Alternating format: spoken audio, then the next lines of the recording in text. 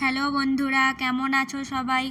আমি প্রতিমা ঘরকন্নাতে তোমাদের জন্য আজকে নতুন একটা রেসিপি নিয়ে এসেছি। বন্ধুরা দেখো, তোমরা কি এই মাছগুলোকে চিনতে পারছো? মাছগুলো বেশ বড় সাইজের। এগুলো হচ্ছে পার্শে মাছ। আজকে আমি পার্শে মাছের তেল ঝাল বানাবো। মাছগুলো প্রথমে কেটে ধুয়ে পরিষ্কার করে নিয়েছিলাম। এখন আমি মাছে নুন দিয়ে দিচ্ছি, হলুদ দিয়ে দিচ্ছি,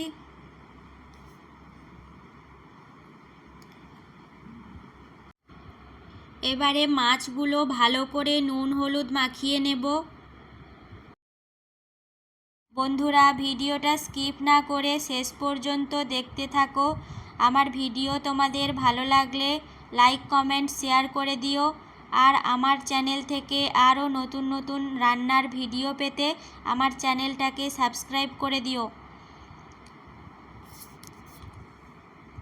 দেখো, মাছে নুন হলুদ মাখানো হয়ে গেছে। এবারে মাছগুলো ভালো করে ভেজে নেব। কড়াইয়ে তেল দিয়ে দিচ্ছি।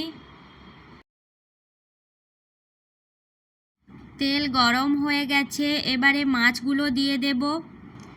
একটা একটা করে মাছগুলো দিয়ে মাছগুলো ভেজে নেব।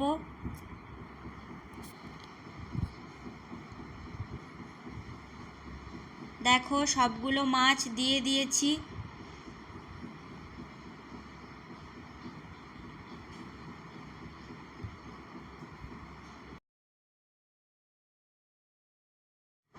মাছগুলো একটা পিঠ ভাজা হয়ে গেছে, এবারে উল্টে নিচ্ছি।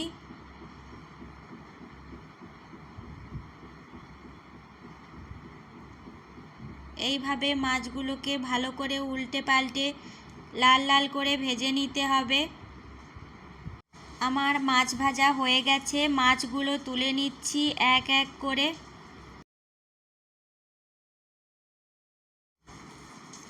দেখো, সবগুলো মাছ ভেজে তুলে নিয়েছি।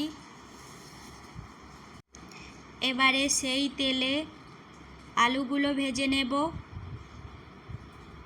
আলুগুলো কড়াইয়ে দিয়ে দিলাম। সামান্য একটু লবণ দিলাম, সামান্য একটু হলুদ দিলাম। আলুগুলোকে লাল লাল করে ভেজে নেব। এখানে আলু ভাজা হচ্ছে, ততক্ষণ আমি একটা মশলা রেডি করে নেব।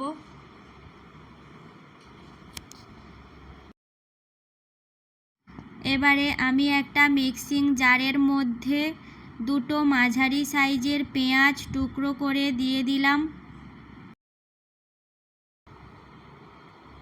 কয়েকটা গোটা রসুন দিয়ে দিলাম। টুকরো করে রাখা আদা দিয়ে দিলাম। গোটা জিরে 1 চামচ, 1 চামচ গোটা মৌরি দিয়ে দিলাম।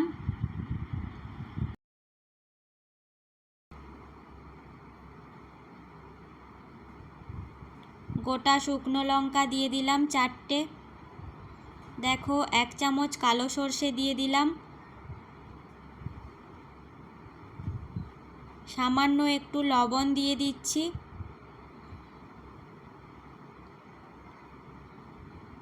অল্প একটু জল দিয়ে দিচ্ছি।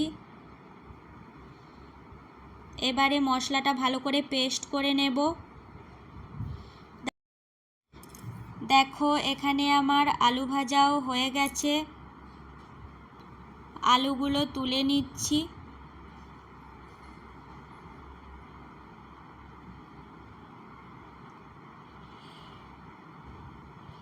সেই কড়াইয়ে আর একটু তেল দিয়ে দিলাম। এবারে দিয়ে দিচ্ছি ফোড়ন ও তেজপাতা।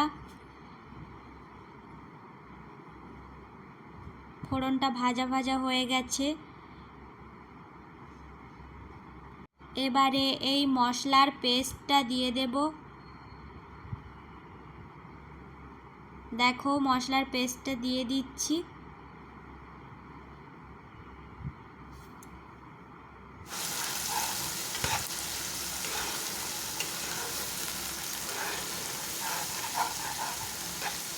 মশলাটাকে ভালো করে কষিয়ে নিতে হবে। একটা গোটা টমেটো টুকরো করে রেখেছিলাম, এবারে টমেটো টুকরোগুলো দিয়ে দিলাম। মশলার সাথে ভালো করে নাড়াচাড়া করে নিচ্ছি।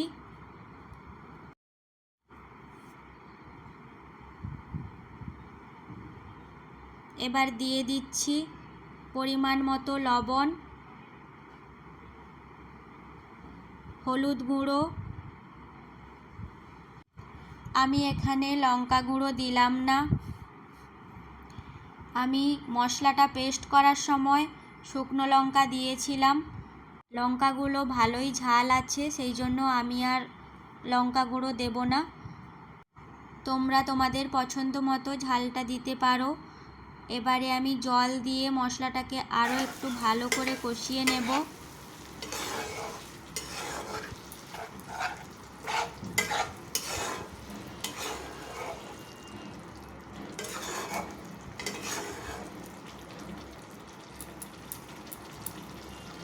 দেখো আমার মশলা কষানো হয়ে গেছে। এবার ভেজে রাখা আলুগুলো দিয়ে দিলাম। মশলার সাথে আলুগুলো 5 মিনিট ভালো করে কষিয়ে নেব। যে কোনো রান্নাতে মশলা যদি ভালোভাবে কষানো হয় তাহলে রান্নার টেস্ট দ্বিগুণ হয়ে যায়। দেখো আলু কষানো হয়ে গেছে, এবারে জল দিয়ে দিচ্ছি। জলটা আমি বেশি দেব না, অল্পই দিলাম। ঝোলটা ফুটে উঠেছে, এবারে মাছগুলো দিয়ে দিচ্ছি।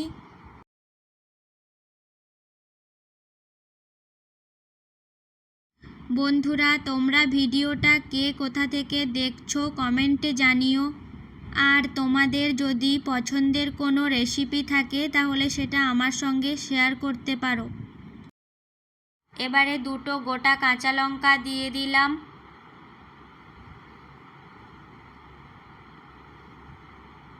ঢাকা দিয়ে দিচ্ছি। ঢাকা দিয়ে 5 মিনিট লো ফ্লেমে রান্নাটা করে নেব। দেখো 5 মিনিট হয়ে গেছে, এবার ঢাকা খুলে দিচ্ছি। রান্না হয়ে গেছে।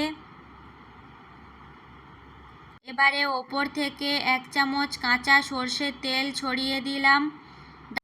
বন্ধুরা, দারুণ একটা স্মেল উঠেছে। তোমরা তো অনেকভাবে রান্না করে খেয়েছো, এইভাবে সর্ষে মৌরি দিয়ে একবার রান্না করে খেও, অসাধারণ টেস্ট হয়। গরম ভাতের সঙ্গে দারুণ লাগে খেতে।